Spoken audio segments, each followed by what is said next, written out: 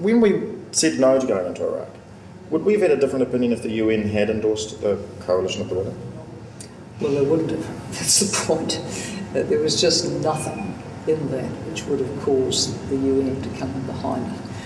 I, of course, had the opportunity to go and talk to Hans Blix at the United Nations and Kofi Annan in the December before that March invasion. And I knew from those visits to UN headquarters that there was no way on earth that the UN was going to come in behind an invasion. Your government, how good a Pacific neighbour are we? We're a very good neighbour. We're a neighbour which is always there in time of need, whether that be a cyclone, tsunami, earthquake, whatever. We're there with development assistance on an ongoing basis. We're there diplomatically. We're there doing some of the patrolling by air with the Orions over people's fisheries grounds, and actually quite well thought of. What about, Oxfam New Zealand says that the government's position has traditionally been in favour of a one-size-fits-all trade liberalisation, which will clearly not benefit the world's poorest farmers. Are some of those farmers in the Pacific? Well, farming in the Pacific is a pretty subsistence a lot of the time, and it's quite hard for Pacific people to get trade goods out in a good shape, and also to meet all the, what we call the phytosanitary requirements, making sure that it comes in without bugs and diseases and so on, so it doesn't get into our agricultural system. But I don't believe we do take a one-size-fits-all approach. We do negotiate with each country on its merits. But poor farmers haven't had the advantages that generations of New Zealand farmers have had in building up an infrastructure to make efficient production. Do we use our influence at the WTO to ensure that developing countries don't face pressure to prematurely open up their agricultural markets? Well, for the most part, agricultural countries would like other people to open up their markets. It's not so much a case of people competing with them on their home ground. It's how do they get access into the markets of the United States, into the markets of the European Union and Japan. Why does Oxfam New Zealand have on their website that, they want to lobby your government to make trade fairer in the Pacific? Well, everyone wants to make trade fair. It's an issue for New Zealand as well, because we face discrimination in a lot of world markets. But Oxfam's a development agency. It's right to pick up the issues and concerns and advocate for the Pacific. I think that's a good thing to do. What about with Samoa and Vanuatu, who seem to be being asked to make enormous concessions in order to join the WTO? Do we ever stand up and say this isn't fair, or do we just watch out for our own patch? Well, I understand that we've actually reached an agreement between New Zealand and Samoa on the terms on which we'd agree that they join the WTO, so Samoa must be happy with that. And I must say that Samoa is probably the most successful economy in the Pacific, and it's one of the most outward-looking, and I'm inclined to think that economies which are outward-looking are probably going to do better in the medium and long term.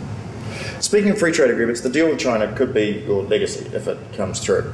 But what are the detail and the practice? Are immigration rules going to be loosened as part of the agreement? What does China get? Well, we haven't announced an outcome of the FTA negotiation yet. Obviously, it's been going for quite a little while. And when the Chinese Premier came to New Zealand in April 2 years ago, he said we'll finish it within 2 years. So I'm expecting to make an announcement in the next few weeks. And if the announcement is that we can proceed, we'll certainly be looking for gains for Kiwi exporters into China, because actually we face far more discrimination taking goods into their markets than they do the other way around. What do you say to those people that say to you, what about the human rights conditions in China? What about Tibet? What about all those sorts of things? Should that stand in our way? We raise those issues with China. I can think of numerous meetings I've had with Chinese leaders where I have raised all of them. I've raised religious freedom, I've raised Tibet, I've raised other issues.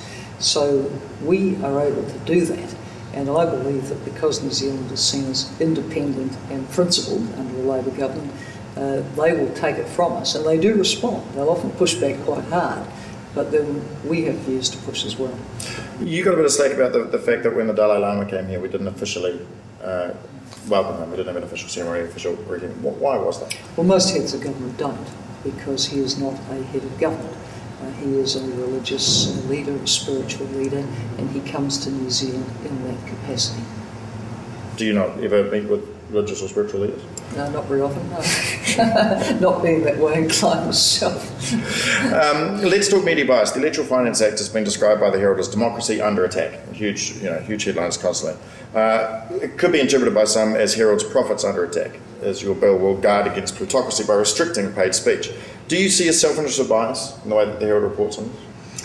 I think they run a fairly silly campaign, actually, because the Electoral Finance Bill was trying to get some more transparency around the electoral process and trying to drive some of that secret money out of it. And it is hard. However you tighten the law, or even the US, the big money still somehow finds its way covertly into some party accounts.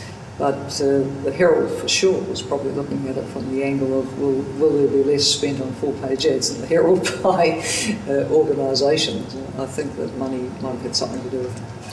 Let's take away that the Herald covered your award from the UN, a significant event for any world leader. The Herald dedicated only one paragraph to it in their news and brief. And Audrey Young, their political editor, graded you lower for your first speech against John Keyes because she claims your youth policy would be reduced to raising the school leaving age to 18 headlines, when she was in fact the first journalist to reduce it to that headline. I mean, is the Herald simply anti-Clark? Well, the Herald's got a long history of being a Tory paper. We used to have a cartoonist called Minhinnick, who flayed the first Labour government, probably flayed the second. If he was alive for the third, probably flayed that as well. You get used to that with the Herald. It's never given us any charity whatsoever in the time that Labour's been a political party, and we're moving into our 92nd year now. What are your thoughts on the media in general at the moment? Well, you've got the whole range, haven't you? You've got, among political journalists, senior, dedicated people who do their best to do a very objective job. You've got some others who are frankly just plain silly. Let's talk about youth policy. John Key wants boot camps that the military don't seem to want to run. What are Labour going to do for the students walking out of education with a $28,000 loan on their back? Firstly, we brought in the interest-free loans, which I'm really proud of. And we have kept a cap on the tertiary fees. What I mean by that is universities are not free to charge a student whatever they like. The government caps the fees. One of the things which went unnoticed largely last year was the National Party policy of letting the universities, technical institutes, etc., charge whatever they like to the student. And under that sort of system, you'd find the institutions very quickly passing the costs on. I'm quite opposed to that. I think that as the government is the major funder of universities, politics and so on, we're entitled to put a cap on what they can charge our students, because if we don't, it gets pretty unaffordable. But for a lot of students, it already is unaffordable, and they come out with a massive student loan that they have to spend the first years of their financial earning life paying back. And yet people like yourself and John Key both benefited from having free tertiary education. Why do we have to charge students for a tertiary education? Well, actually it wasn't free. And when I was a student in my first 2 years, every month my parents sent money up because I needed that to cover my rent and other expenses. By the time I was getting to the third year and then my master's years, the allowance we had went up a little. And of course I worked every minute of every summer holidays that we had so I could help pay my way through. We also lived a pretty modest lifestyle as students in those days. There was no such thing as a car for or anything like that. But the actual fees themselves? No, we didn't pay fees. There's a sort of myth that we didn't pay anything. We paid 10%, and probably in real terms that was quite a significant contribution to today's money. I put it to John Key that, in a way that possibly raising the income level of New Zealanders and stopping some of the so-called brain drain would be to make the fees for tertiary education either free or far less than they are at the moment.